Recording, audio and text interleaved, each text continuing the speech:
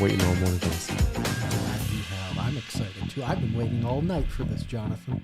Oh no! I've been waiting since what day did I go to? Thursday for this. Effectively, this is gonna. You enjoying our music? I always enjoy your music. Yeah, me too. It's banging. It's good stuff. Slaps. I don't know if it's that. Yeah, but yeah. Yeah. No, you've been waiting for this ever since you stopped by the fair. You had a great time there. You want to tell everybody about it. Yeah. Got a bunch of other big stuff we're talking about today too. Yeah, we actually did work and got clips, got pictures. Exciting episode ahead. Yes, we're going to talk about the situation brewing out in Surrey. We're going to talk about obviously State Fair and how Minot made national news 3 times throughout it. Dude, which is it's one thing we're good at this point. Yeah, this has been a big year for that. We're going to break down. We got some updates on construction happening. What's crazy? We mentioned it. Indy DOT saw our episode. I'm sure releases a video. We know what's going on now. Yep. So that's finally getting done, and then of course this is the one we've been teasing for a week now. We're going to do our attempt to break down the preliminary budget. No joke. We can stop the teasing. It's coming out. That was a big budget. Yeah, it was. 149 pages of a gulag. It was cold to read, but we got through it, and we're here. We're going to try and break it down. That'll be the second half of the show. Where do you want to start? I want to start at the State Fair. Okay. So State Fair, obviously, big thing that happened at the start was the B-52 incident. Yeah. So I have a question though. Go ahead. And this is get in there. This is spawned because of the city council budget meeting. Okay. Was that city of Minot's fault? I think that's where it's kind of leaning towards, but not the city of Minot. It would be the air traffic control at the airport. Right. So is that the airport's fault? Indirectly, probably, but I guess it's not official yet. But what you're saying is the FAA is technically the hiring entity there. Yeah. So the way it sounds right now is that they're faulting Minot Air Traffic Control for not alerting the B-52 doing the flyover of the incoming flight. Yeah. I mean, it can't be government's fault. No, never. Never. But the crazy part is they didn't even. I mean, if you believe SkyWest, they didn't even alert their own pilot. Yeah, they had no idea it was coming in either, and I feel like it's again big thing. It's just a massive miscommunication on both ends. But then there was the public appearances, and it sounds like maybe it's a pattern, and that's the concerning part. There are some other things going on at the airport too, whether it be with the private side of it or the international airport. It sounds like there's some conflict going on there, and it's been brewing for a while too. Yeah, so that should be a good time. Yeah, definitely something to keep at least a side eye on. Maybe that's a good interview for Skyler. That's me. I'm Kyler, and you're Jonathan. Yeah, he's Skyler if you want to call him a nickname, or Tyler, either one. He goes by it all. I also accept Kyle and Carl. Thank you. All right, Carl. So what else happened? Well, then there was the Jelly Roll concert, which we thought was just, it was just a big concert. Lo and behold, there was a whole thing with a security guard there that quit or something. Yeah, which was a. Do you know about this? Yeah, I saw this happen. Yeah. Oh, you were there. Well, I didn't see it. Were you the one that filmed it? Yeah, I filmed it, bro. Like I saw the whole thing go down. No, I saw the clip online. So what's the story there? Oh, you didn't see this one? I saw it. I saw the clip, and I've seen the headlines. But I feel like there's no official, although there was some kind of statement basically allowed somebody to get closer than what they were supposed to, technically, and got told to tell him to move is basically the story that I heard. And he's like, I'm done. And just walked threw his vest at him and walked out. The epic part is only the third day in the fair. Yeah, and now Jelly Roll, his wife are all reposting this stuff. Yeah, it's a fun story. If it's who they say it is, I went to high school with his son. Oh, nice, nice, hilarious time. Yeah, yeah. So that's a bad PR. The fair did not have great PR this year. No, and just to top it off, at the last night of the fair, another viral video going around. There's speaking, somebody had a stress ball and finally got rid of their stress. Just chucked her right up at Luke Bryan's head. Luke Bryan bounces off his head. He just keeps on going. Just like a pro's pro, keeps singing along like nothing happened. Good morning, Angel Dog. I got a surprise for you. You're going to be excited in a little bit here. You're going to love it. Yeah. But yeah, Minot making the national news 3 times. 3 times in 1 week. Yeah. We're good at this now. We know how to do it. Yeah. We know how to get viral stories. Yep. And we just keep making it happen. To be fair, though, one thing I want to point out about the fair, TBF. Yes. Doesn't necessarily mean it's Minot people. No, not of course. Yeah. Not. There is a good chance it's probably 50-50. Yeah. And I doubt they'll ever figure out who threw that ball. Right. But I think that wouldn't be hard if they just had a camera view of the crowd. But like, do they? I don't know. I don't think if do. they have that, though, that wouldn't be hard. No, yeah, you'd be able to. You would think narrow that it there's a down. security camera on the crowd. You would think, but there's a chance there might not be. There's a chance, but honestly, I feel like this should be low. Could you think about that? Think about there's not a security camera on the crowd. That would but in the day and age that we live in, no security camera on the crowd. But outside of a 10-day period during the summer, it's completely unnecessary. They have crowds all the time. Yeah, for this grandstands, but not at any of the standing audience. No, I hear you there. Yeah, there should be one on the grandstand for sure. Mm-hmm. It was a beach ball, but it wasn't like a big beach ball. It was like the stress ball size. Somebody took a picture of one, said it looked like, and it was a beach ball stress ball. Mm-hmm. And I've heard it was like any number of things too. I heard it was it might not actually beer can. No, I don't think it was that. Crushed up beer can. I heard it was like a tennis ball. I heard all kinds of things. Yeah. But I think some kind of like beach ball looking stress ball, I think was what they're going with at this point. Right. So good times. Did you go to the fair again at all? No, I didn't. No, you did the one time. I went Tuesday, ate a bunch of food. That was enough problems for me. There you go. I went again though. I went on Thursday. Of course you did. Yes. What did you do Thursday? Thursday, a good friend of the show. It is by the way, it is believed that there are no cameras in the crowd by Miranda. Fair, and that makes sense, I suppose. I didn't think there was, but outside of that year, I don't know if they need them there. Or that one time a year, I don't know if they need them there. But anyways, last Thursday, I got to go to the fair again that night. I went with a friend of the show, Lisa Hermosillo, and we went around the fair and we did some man on the street interviews. What are those? Where we go around, we were interviewing people at the fair, asking them about their experience, what they think of the fair, the food, Minot itself, and any good conversations? There was a few. I think we interviewed like 22 people. That's a lot. Yeah, it was a great time. Most people were very receptive to it, didn't get turned down very much, so it was great turnout for it. And yeah, Lisa did a great job with it. I did one, and Lisa did the majority of them. It was a good time. Expect to see those out in shorts, reel versions throughout like the next week or so. But I put a little compilation. You did? Yes, I did for this today. Sweet. We get to watch it? We can. We sure can. It's going to be a couple minutes long, but a couple of my favorite segments from it that I figured I'd splice together and let you do your magic too so we could play it on here. All right, guys. If you were in there, you might be being shown to the world, our global audience. Here we go. Maybe. How do you like Minot? What's your impression of Minot? I like Minot. We grew up in North Dakota, and when we moved back to Williston. And we every time we're here, we're like, maybe we should have thought about Minot. There we go. Yep. Yeah, we love coming to Minot. We're here all the time. We feel very fortunate to be able to host the state fair, so it's always a great time for everybody. Is there an event or an artist that you would like to see come to the fair that you haven't seen? No, I mean, you do pretty good with the lineup. Yeah. I feel the sky's the limit. I'm a rock girly, so the country and rap's not really my jam. Sure. Yep. Understandable. Yep. What about for you? Same thing. Maybe Ozzy. Stop.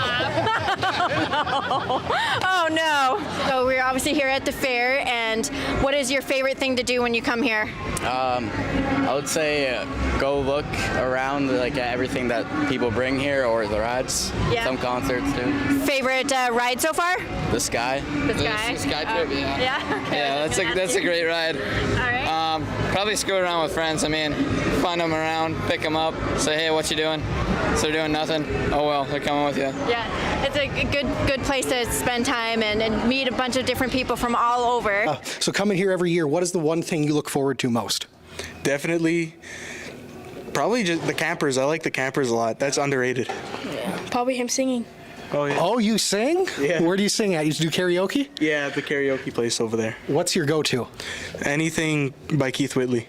I love it. Are you singing karaoke this year? No, not yet. No. Well, if you wish, you can. Yeah, probably George Strait I'll sing. Oh, that's perfect. I love it. What's your favorite thing about Minot?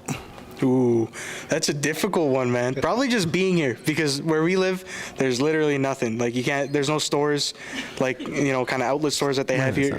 You can't find any of that where we're from, so probably just being here. What's your favorite thing about Minot?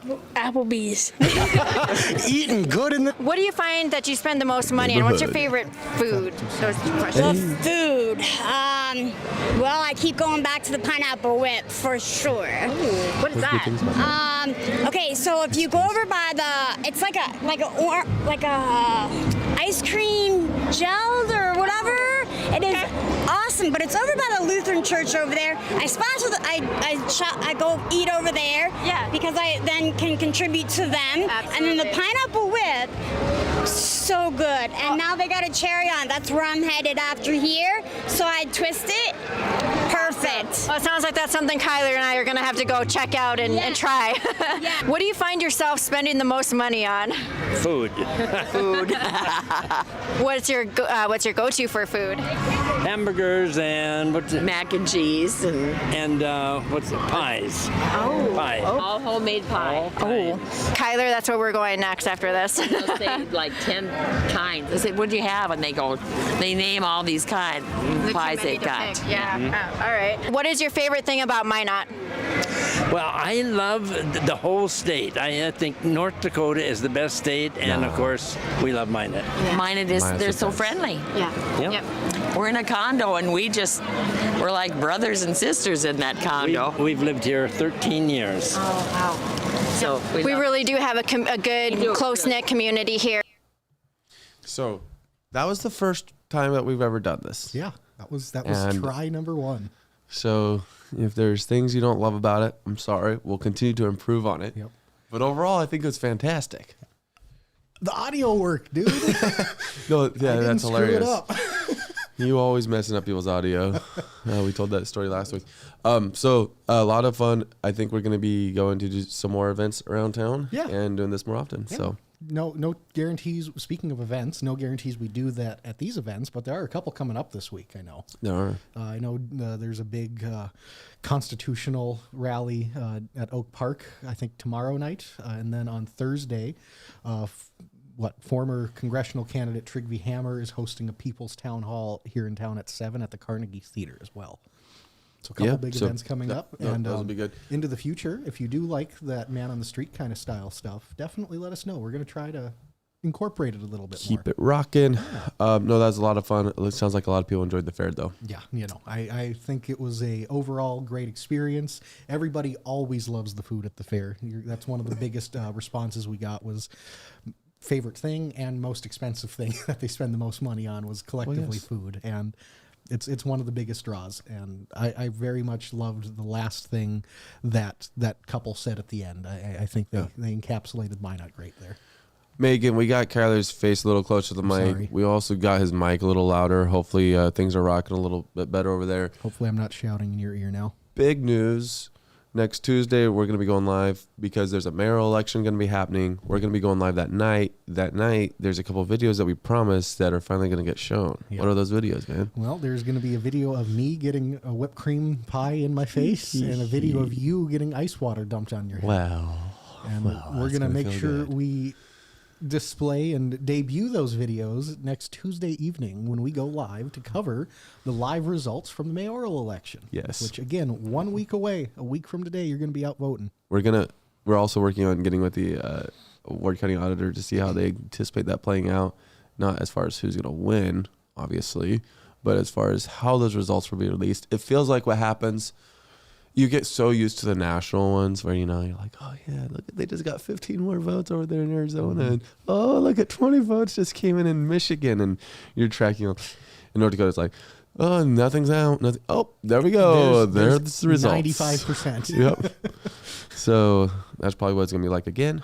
But we'll be trying to get a hold of the auditor's office, maybe have a little interview with them about that. Maybe we'll do a man on the street style interview. You never know. Yeah. It's a new toy. We might use it too much. You never know. People might hate it. But yep.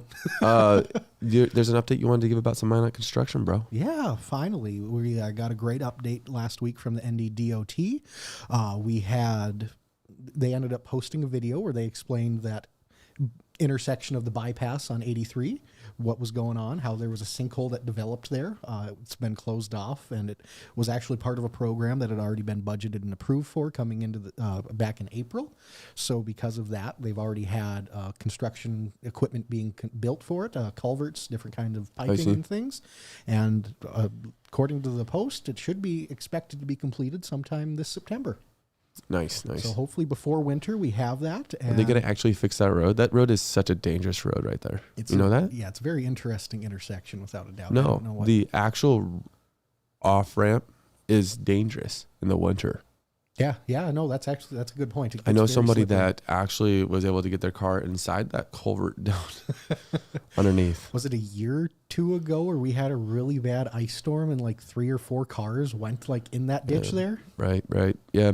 So, but I don't know that they're actually going to fix the road. Yeah. That might be too courageous. Just fix the glaring problem of a sinkhole. Yes. That is the main issue with that. That is not cool. No, not at all. I don't want to be driving and have car go boop. No, then I'm stuck. Probably worth it being shut down. Yeah, I agree. So I can't wait for it to get completed. They're saying September sometime. Yep. Look forward to that. And any final thoughts on construction or the fair? I don't want to talk about construction. I'm done talking about the fair. I have something else that's been going you're pretty on. excited about this. Well, excited's a term, but my alma mater that I went to high school at, Surrey High School, has had some interesting stuff going on in the last week or so. Turns out last week they had a special school board meeting where they ended up buying out the contract of the superintendent. That came on the heels of earlier this month an exit interview from the high school principal who had left. She ended up saying that a hostile work environment was being promoted. Things weren't going very well staff-wise, and that there was favoritism shown from the superintendent to his wife, who was also the athletic director. And she ended up, the wife took on that role after they weren't able to find anyone that was applying for it, and she was a counselor prior, and so looking into this, when that meeting came, the superintendent, Mr. Girding, just said, hey, he denied the allegations, but he accepted the buyout, so he's staying on for a transitionary period, letting that take place. And then, just last night, it was announced that the athletic director, his wife, also resigned. So now Surrey, I believe they have a new high school principal lined up, but they, as of this morning, actually, they had another special school board meeting that I haven't had a chance to check out yet, but they had another special school board meeting pretty much announcing that resignation and possibly saying who their potential replacement is. But I see. Looks is like it you? No. Okay. Looks like as of now that there is a plan in place for them to get a new superintendent and athletic director in place by the time school starts. Well, that would probably be a good thing. Yeah, because I believe, if I'm not mistaken, their school starts early, and it starts on August 11th this year, if I heard that right. Wow, that's crazy. Yeah, be a very early Isn't start. it crazy? School's around the corner. I know, we're only a couple weeks away. As soon as the fair gets done, it's school time. It's unfortunate, man. Yeah. Harvest, school, a bunch of adulting things. But no, it's looking like Surrey's going to finally get some of those woes figured out, and maybe if things work out, I'll have another announcement about that coming up this week or next. Wow. So he might actually be the superintendent. All right. So we're moving on to budget. And there's no ad break today because we're going to actually be showing clips and stuff like that. We've already shown you a 3-minute clip of whatever. We don't want to slow down the show too much today. I don't know how long this is going to take. Probably till the end of the show at 10 o'clock. The rest of the show. Maybe it goes a little shorter. Yeah. But what I want to do to kick it off, I want to put Kyler on the spot. You don't get a hot take today, but you get to give me your view, your synopsis of the budget. Did it hit the mark? Did it not? Where are we at on this? What's your view? Well, first off, let me say where we're sitting with it. Right now, it's decreased from last year overall budget. Yeah, who cares about that? I guess Jonathan doesn't. Well, I mean, the thing is this: if we're gonna care, okay, and now we're jumping in and not even giving you a chance to talk about it. But if we're gonna care about the overall decrease on the budget, then we have to care about the overall amount of the budget. Yeah. And we're basically told we don't have to care about the overall amount of the budget because it's flood control and NAS. Yeah. And now NAS is coming to wrapping up to completion.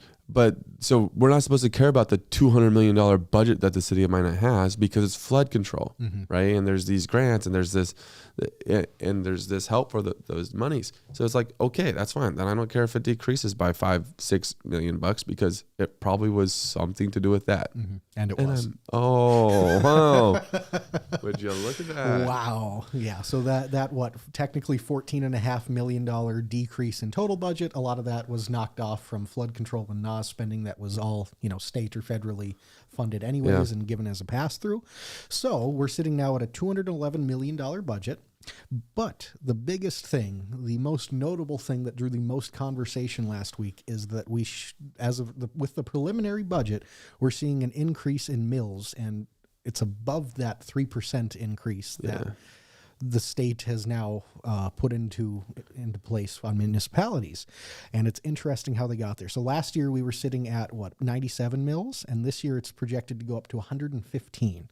That's about a $5.5 million increase in property tax revenue.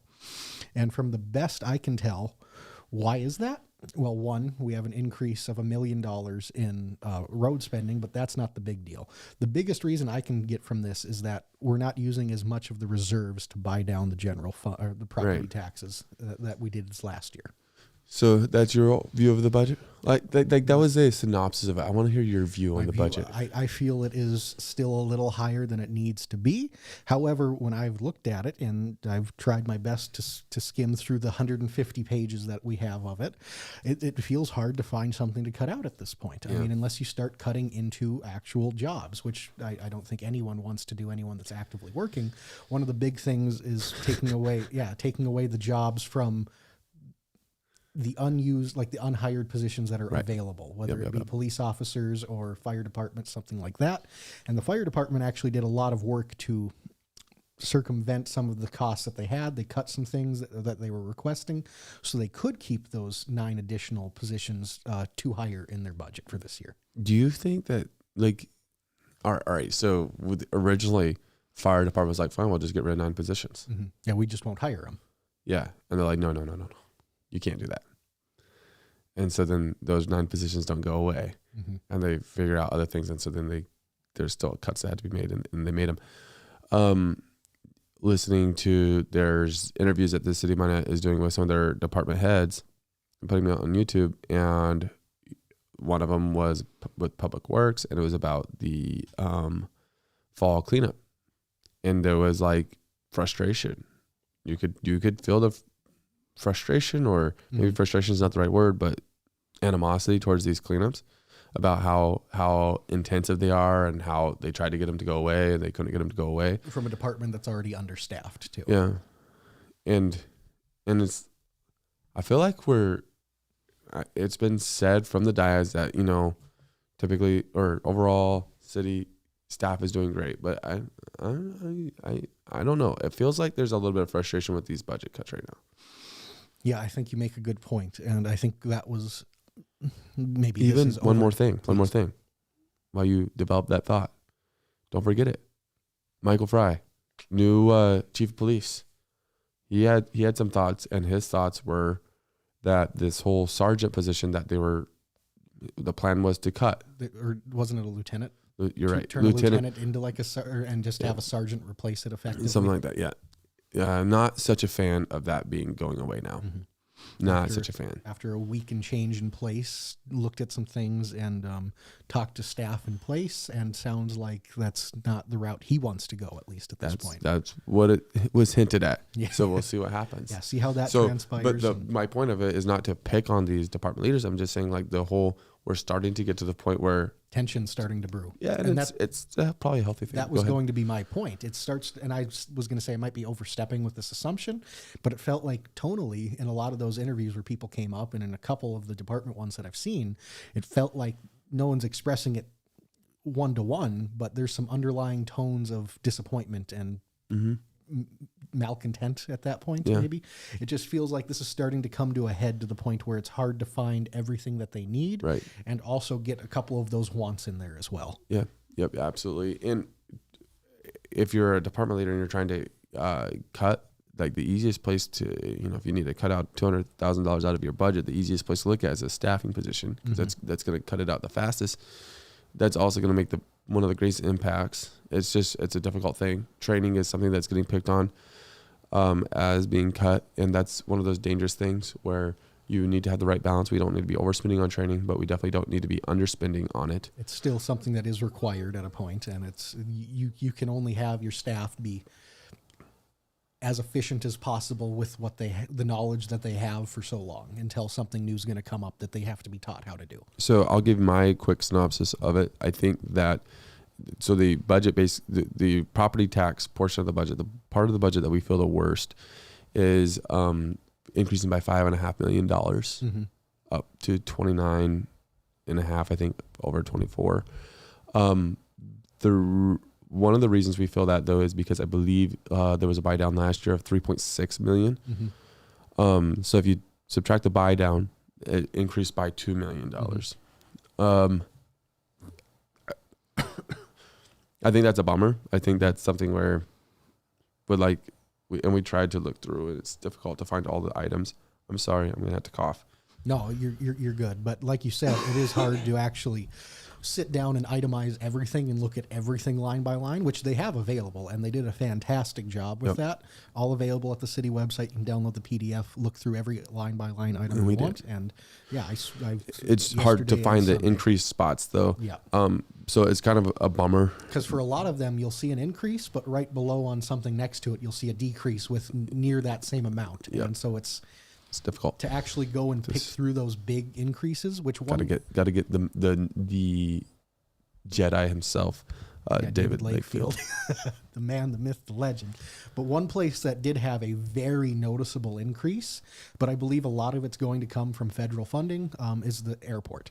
Yeah, they have, I believe, one project. They had a high match, though. Yeah, exactly. It's like a 90% match. Yeah. So I think one of those areas is they have to redo one of the runways. That's the bulk of a lot of that construction. They have to do some fill-ins and pavement changes and everything as well.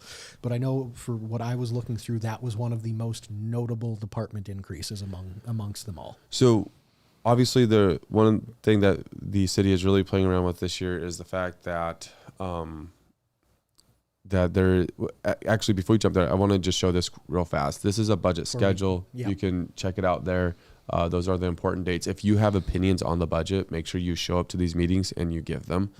Or as always, reach out to any of the council members. You can reach them via email, phone. Typically, if they don't reply right away, they'll always get back to you. Absolutely. But it sounds like the greatest impact is actually showing up. Yeah, 100% there.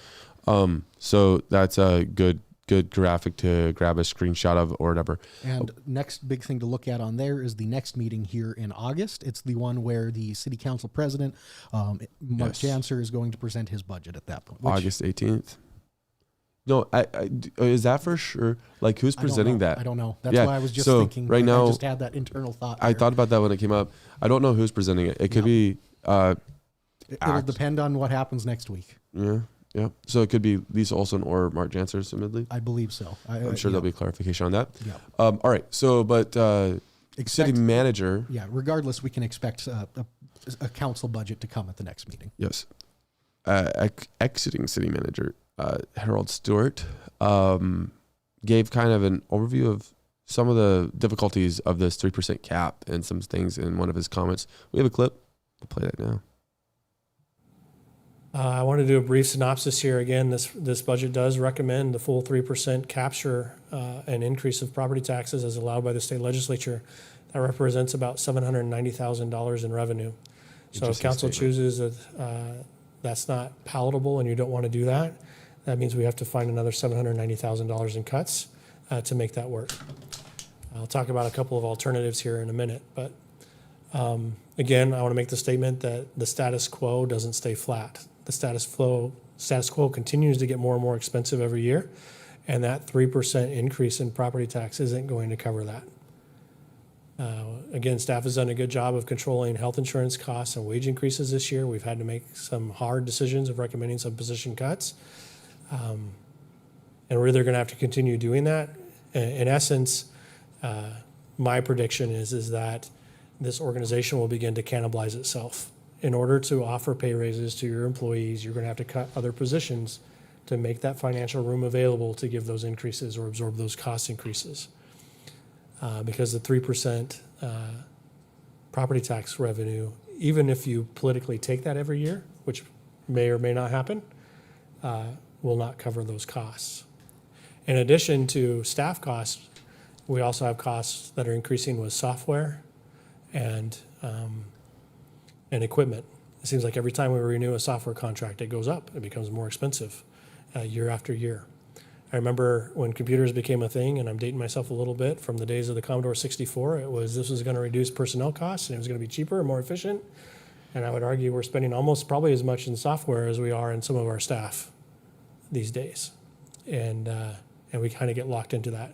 A big transition that we're seeing right now is cloud storage, so not letting us store it on site on our own. And those costs are getting built in, and those are being stored outside of our infrastructure, and that comes with a cost increase. And they're pretty much pushing you out of that. So one really fast thing before we dive into it to note, this was at the beginning of the meeting when this all happened. Right. This was at the beginning of the presentation of the budget. This was one of the first few slides he shows, and he makes a great point with noting the cap and the difficulties, but he also he said one thing that I think really stands out, and he said how the organization is going to start cannibalizing itself. Right. And I think that is something that's a very blunt statement coming from someone that frankly doesn't need to have the ability to walk around it. He's But to be fair, let me add, please, in my opinion, some context to it. Yeah. That is not a statement targeted at City Council. No, not at all. That is a statement targeted at the 3% cap. The 3% cap forces that. You cannot grow your city employee staff with the 3% cap. It's almost impossible. Yeah. You're going to have to make cuts somewhere in order to stay under that cap. Yeah. And it's going to be a consistent thing that keeps coming up year and year again, which is another reason why part of what they're doing now is they're building the budget out 3 years at a time with that plus or minus, the plus 3%, minus 3%, and a flat budget for every department. So going into the future, you're going to start, hopefully this is going to help make it a little bit more efficient going into the future as well. You can have a little bit better of a plan laid out when you go into it. That way, when you actually see the numbers that come up, you can start working with them a little more efficiently. Right. Absolutely. K-Hits 106.9. So I miss you at the fair. Can't wait to see you both in the near future. Keep up the great work. If we have Jonathan touch our equipment, will that fix it? Like the opposite power of Kyler. And that's an interesting thing. It's probably not true. It probably will just break it. But no. But I have the tech gremlins just at my fingertips. Commodore 64 is where it's at for Kyler. Yeah, for real. Windows Vista, please. The other thing, though, that was an interesting statement, and it's something that will play into the conversation as we go forward, was we went to the full 3% cap at like $790-some thousand. Mm-hmm. We used the full 3% cap there, and somehow our budget went up by the property tax portion went up by $5.5 million using $790,000. Yeah, that's the part that I was, when I got there and this was going on, I missed the first part of the budgetary meeting, but I was sitting there when they were getting to the end, and bless them. And do they really call it a budgetary meeting? I mean, maybe not. Maybe it's just a budget meeting. Presentation, yeah. But Kyler words, I'm sorry. So I was confused when I started seeing that increase. I was thinking to myself, because we'd done the math a couple months back of what it would likely look like. And, we could have been off a little bit, but not by $5 million. Right. And so I think we'll get to it in a little bit, but how does that number come to be? Yeah. That's the big thing. And apparently... You want to jump into it? Unless, is there something else you want to touch on before we get there? I feel like we're going to have time to go back through. Yeah, so, that's fair. I feel like Lakefield breaks this down better than either of us could do it. Yeah, 100%. So this is David Lakefield and Mike Blessum kind of going back and forth explaining how we were able to get to 5.5 million above instead of 790-ish thousand. Yeah. Harold, can you, and might need Dave for part of this, can you help me understand in the budget document on the comparison to property tax levy, how we're back at 115 when the 3% in my mind would have gone on the 97? And he's talking about mills. And then there's a funny entry in the budget itself that shows something like 4.5 million and something like debt relief. I assume those things are related. Can you help me understand how, because if I take this number and the way I understand the state law, if we sent this right now, we break the law. Because if we go back up to 29.5, unless there's a clarification that we've gotten that I haven't heard yet. Mr. Mayor, Alderman Blessum, there's several different ways of calculating that you have to go through. And one is the highest of the last 3 years. And then there's also the base year calculation that you go through. And part of that calculation is removing levy that was used to pay, I can't remember the exact term, obligated debt. So in the past, what we have done is flood control in particular, the debt that we've issued for flood control is funded with sales tax dollars. But in the special revenue fund, you cannot transfer money from a special revenue fund directly to a debt fund. So it has to go through general fund. So the practice before was to transfer the sales tax dollars into the general fund and levy the money in the debt fund. It just avoids another transfer. Well, the implication of that when you start working through the calculations is, in essence, what that would allow us to do is to increase that tax amount every year, because as that debt increases for flood control, you subtract that out of the calculation, it allows us to keep increasing into the legislature. And I don't think that the way our debt was issued, it is obligated to be paid for by property tax. So when you remove that out of the calculation, that's why it looks a little bit different. So going back to the 2025 or 2024 budget year, when we levied approximately 28 million and change, if you do the calculation based off of that without the debt implicating it, that's how we get to the 29 million. So if I can continue. So just to boil it down to basics here, it's your belief that it's legal for us to levy 29.5 million on a base of 24 last year? Mr. Mayor and Alderman Blessum, I think so. And I've had some conversations with the auditor, the county auditor, and others. And ultimately, that's why when we started down this process, we wanted to have the state and everyone involved. And essentially, the directive we have been given is we need to consult our own attorneys or our state's attorneys to figure that out. So let's try and break this down a little bit here. Yeah. You have... He's talking about the obligated debt. So obviously they've implemented a 3% cap from the state. So if we had about $24 million we collected last year, that would move up to about 24.8 million in theory. However, with the 29.6 that we're now collecting, how can that really happen? Well, with the loophole, the law doesn't count certain types of property tax collections towards that 3% limit. Right. So from what I can gather, it excludes money used to pay off voter-approved debt, like large infrastructure, the flood control projects, or certain dedicated funds for debt obligations or pensions. So to comply, Minot moved a significant portion of our property tax collections to those excluded categories, and now they can legally say that we're following that cap because of a little bit of a loophole there. And What I think though is interesting is how that it was portrayed in there that we used the full 3% cap. That's $790,000. I think that's the most frustrating part about the whole deal. Obviously, Lakefield breaks that down and explains how we were able to get even more money in there, which is also secondarily frustrating. Do I think it's going to be legal? Actually, I think it will be legal. Yeah. I trust Lakefield. Do I think it's what the intent of the state legislature had or Governor Kelly Armstrong had when these ideas began to come about? No, I don't. And Bless him talks about that a little bit later. He doesn't use the word intent, but he talks about it becoming a very interesting thing. And I think it will be, because there's going to be some, the legislature's watching right now to see how cities create their budgets and how the 3% cap works. And as loopholes are found, they're going to get shut down. I'm concerned though, because I feel like the city staff did a fantastic job of putting together this budget. You talked about multiple department leads getting up, and of course they probably intentionally included in their presentation, but talked about positions that they were cutting, that they were not going to hire back, that attrition was going to take away, things like that. And you're already we're still over budget still. It felt like there was a chance that we were going to be like not substantially, but maybe the same or less as last year, and we're still over the amount that was requested last year.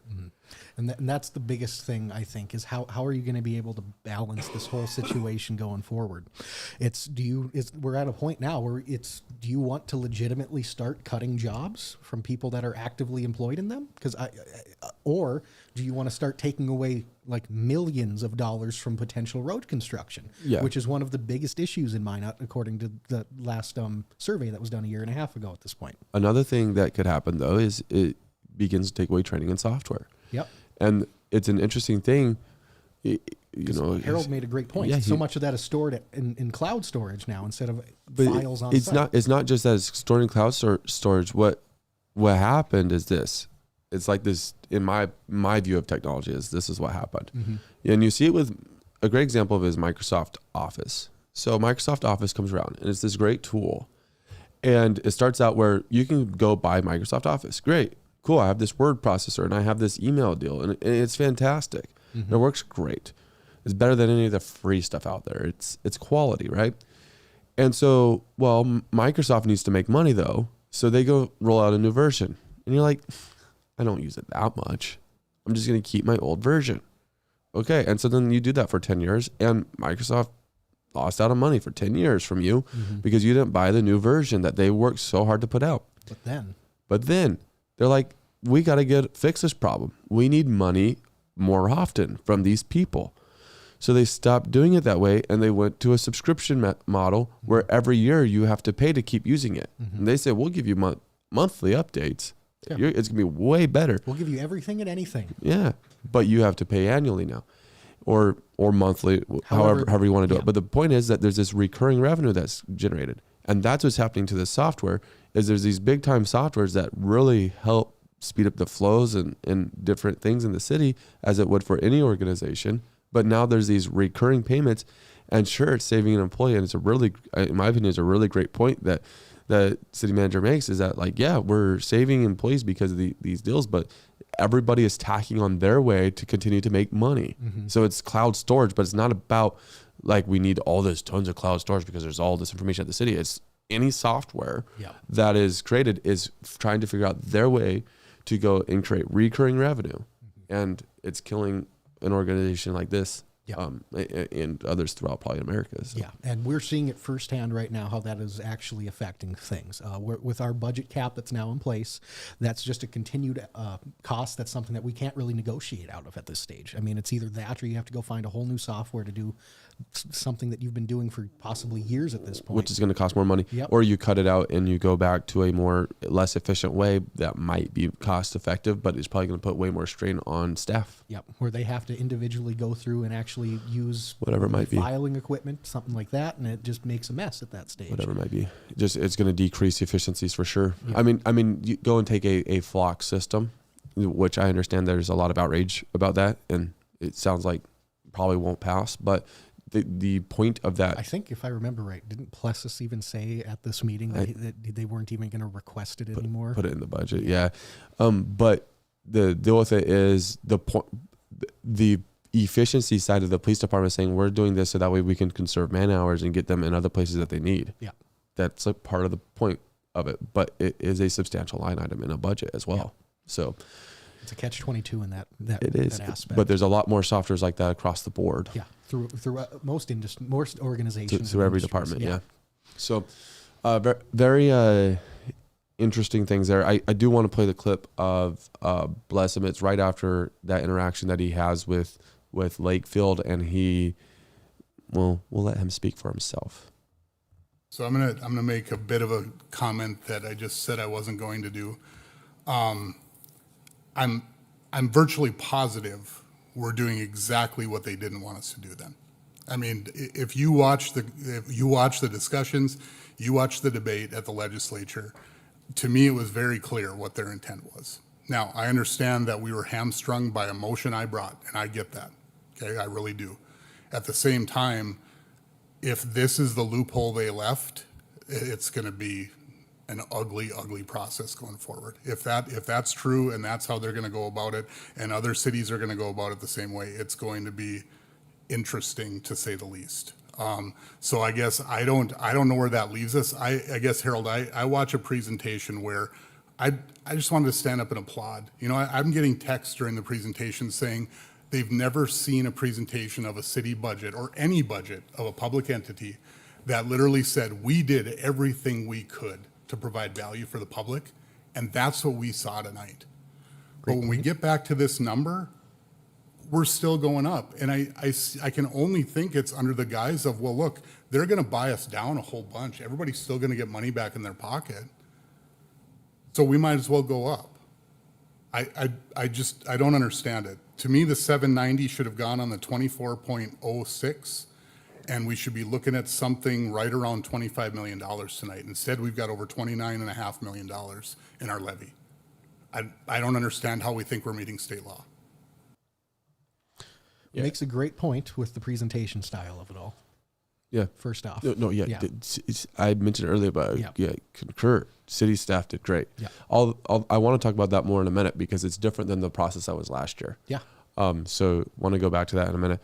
But talking about final numbers, I think it's a little bit, like my personal opinion, I think it would have been hard for them to come at 25 million, especially with the buy down last year. Mm-hmm. And obviously that may have been there's a conservative, a fiscally conservative approach right now on the budget. And there may have been some intention that was done at the last budget session to set us up for the following years. At that point, they were aware of Measure 4 at that point. And if they did that buy down, then and Measure 4 passed, then that meant that they'd be locked in at that budget. They were fine with whatever the government did above them as far as locking in rates. That they were going to just have to figure out how to deal with that. So now 3% cap, and you can tell whether we like the 3% cap or not. They definitely want to follow it. I know there's some commentary you received, but I agree, and part of my thoughts were that this is definitely going to get this isn't the final number at all. No, without a doubt on that regard, it's going to come back. We're going to see a ton of amendments, I'm sure, going to come forward from where do you think we end though? Where money wise, where do you think the budget ends? Do you think it ends within the 3% cap, so under 25 million, or do you think it's more in the? I say it comes down for sure. Yeah. But I think it's probably it's going to be hard, I think, to get it to that 25 million range, 25 and a half. I think it'll probably be 26 to 27. Yeah, I'm not talking about a buy down either. No, just with what else they can cut. And to be clear, I don't like the word buy down is used when it comes to this. I don't think it's a fair word. Basically, what happened last year, from my understanding, the way that I understood them present it, is that there was excess money in the budget that typically just goes to the general fund as reserves. If there's money left over in the budget, it just goes to the general fund. Or if it's another fund, it just goes to the fund. Whatever it might be. Okay. Yeah. And so rather than just allowing the reserves to pile more, they said, let's just give it back to the people on the next budget. And so there's a chance that may happen a little bit on this budget. But I'm talking about before that happens, I'm going to go with where the budget would have been last year. I think that they get it down to I'm probably going to be high. They're probably going to get it down lower than this, but I'll say 26.5 mil. Sure. I think that's million, and then maybe a buy down on that. Mm-hmm. Which I think that's a good point, that latter point, to expect you'll probably see a little bit higher of a quote unquote buy down coming in. I think an easy million that they can probably cut is the extra $1 million that was added on to road construction in town. You think that gets from cut? 11 to 12? I think so. Yeah. I think, frankly, if you want to take the easy, cheap way out, I think the easiest way to do it is just cut $5 million from road construction. I don't think that's what they should do. I'm not saying that. I just think that's the easiest way to do it, keeping everything in place, and you just end up not getting roads as Here's the deal. well done as they should be next year. The deal with road construction is whether they go and they put 10 million into road construction, or whether they put, or I guess 12 million into road construction, or they put 8 million into road construction. Mm-hmm. Either way, people are going to be upset. So yeah, it's a lose-lose regardless. It's the easiest place to make a cut. That's where my in layman thought is coming from on that. That's if you want to just slash something, that's where you're going to go. But I think it's who's it going to come from? Where are you going to see who's going to present those cuts? Is it how much of politics is going to play into it, and how much are they going to want to actually try to build on what the city's done? An interesting graphic is the one that was up right as he started talking there. He started talking is this one right here. You get to kind of see the mill rate over time, along with the city collections. And so you see last year that the mill rate dropped dramatically. Yeah. And where it was hovering right around that like 115, 16, 19 range kind of thing. Yeah, 119 range for a few years there. And then last year it dropped significantly down to 97, and now it's up to that 115 point again. And of course, our graphic is cutting off the part so you can't see what the the years are. I believe that the far left is 2010. It's the last 15 years of budgets there. Yeah. But yeah, so it'll be interesting to see where the mill rate kind of, I'll fix it a little bit, where the mill rate ends up, but 115 is proposed, so still a little bit lower than 2024 and 2023, but almost 20 points higher than last year. And one thing with this, how it's going to play out, if that does go into place the way it was presented in this preliminary budget, a lot of that property tax increase is going to be offset from that state level buy down. Right. You're going to get that $1,600 tax credit, property tax credit across the board. So much of what that increase you're going to see is going to be negated from that. Remember, that's a primary tax credit, yes. Primary residence tax credit. So if you have investment properties, you won't feel that. Yeah, that's a great point. It's primary credit only, but for those people, that's where so much of the offset's going to come. Right. Still really a great point there. Yeah. Any final thoughts as we begin to come around the corner to round it out? Man, I'm excited for, first off, a week from today. That's going to be very telling in where the direction of this is going to continue going. You think so? I think it will. Yeah. I think it's going to make it. I mean, regardless, it's going to matter who 2 weeks from today is going to be presenting that city council budget at that point. Right. And going further from there, I think I am not a numbers guy by any stretch, but looking at this stuff, the city does an incredible job of making it relatively easy to understand. I think they did a fantastic job with presenting it, and I think they did a good job trying to keep it within a good limit. However, there's only so much everyone can do from a department level basis. I think it's going to get cut further. It's just to what extent.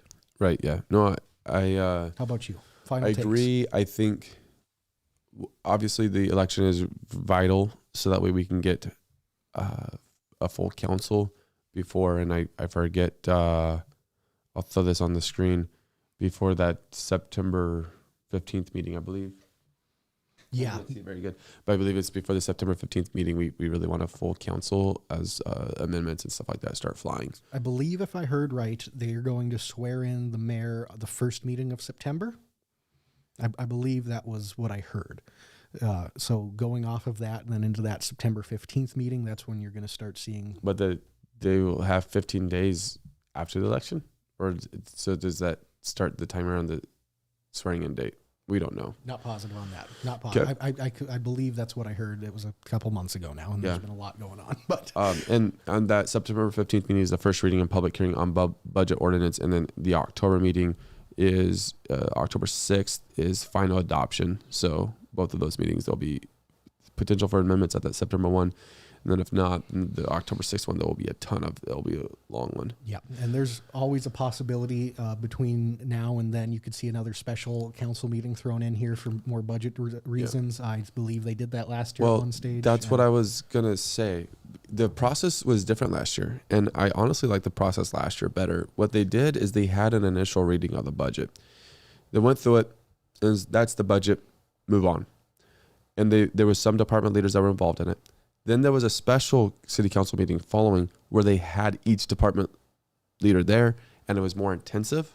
There was a lot of interaction between department leader and council. And I think part of it was because there's new council members, so that could be questions asked just to fully understand what each department was doing. But I felt like it was overall a really good process because it felt like it could be way more interactive. And I kind of wish that was done again, but it wasn't. And then at that meeting, there was amendments. There was an attempt at amendments, and it got told. And this was an interesting deal because at that one, there was an amendment to accept the hybrid plan for the health care and all that, and pay raises. And it was an employee compensation, the hybrid plan for the employee compensation. Yep. And it was told, oh, we don't want to do those amendments at this meeting. And so then this year, Lesson was like, well, I'm not going to make any amendments because we normally like to hold those till later. And then it's told, oh, we could make amendments now. And he's like, okay. It's an interesting little back and forth there. But I really look forward to the next few meetings because there's going to be a ton of amendments that are coming forth. I don't know if it'll be the next one in August or that first one in September, but you're going to start seeing a ton of stuff coming on this. This is going to be the biggest thing City Council's doing over the next 2-3 months at this point. This is going to be the biggest thing we're going to be following with them. And it's going to be a good time. Last year, we went and did interviews with every single candidate. Not every single candidate. Mayoral race. We did interviews with every single member. So that way we could kind of get their view on the budget and what was priorities, or we attempted to do that. And so we may do something similar. We might go with a different approach. But yeah, we're definitely going to be doing something where we'll be sitting down with council members for sure and talking about budget. Undoubtedly so. We'll try to get some other department heads in here too next couple months or something. See if we can get a couple to come in before they leave, or in Harold Stewart's case. And I look forward to playing this out over the next few months. If you have questions on the budget, obviously, let us know down in the comments and we'll flesh them out for you. Yeah. Otherwise, if you have like perspective that you're wanting to give on the budget that you need your council person to hear, show up at these meetings, and also reach out to them via email, via phone, whatever works best for you, and let it know they want to hear your input. Yeah. They are ready for it. They're waiting. This is the best time to do it right now, and it's in full effect at this stage. Otherwise, if you want to see us, we're doing a meet and greet on August 5th. I'm not sure what time, at the auditorium. Yes, outside. Where because it's voting day and you need to get out and vote, and we're going to go vote, and then we're going to do some exit polling and some maybe man on the street interviews. Stuff. Right there. Who knows what all will happen there. But we encourage you to get out and vote August 5th. Obviously, you can stop by the Ward County Administration Building. You can head up and you can grab an absentee ballot. You can fill it out on the spot, drop it off. You don't even have to take it home and mail it yourself. And if you want to vote day of, at the auditorium, 7 a.m. to 7 p.m., 1 week from today, August 5th. It's crazy that it's a week away. I can't wait for it to be over. I know.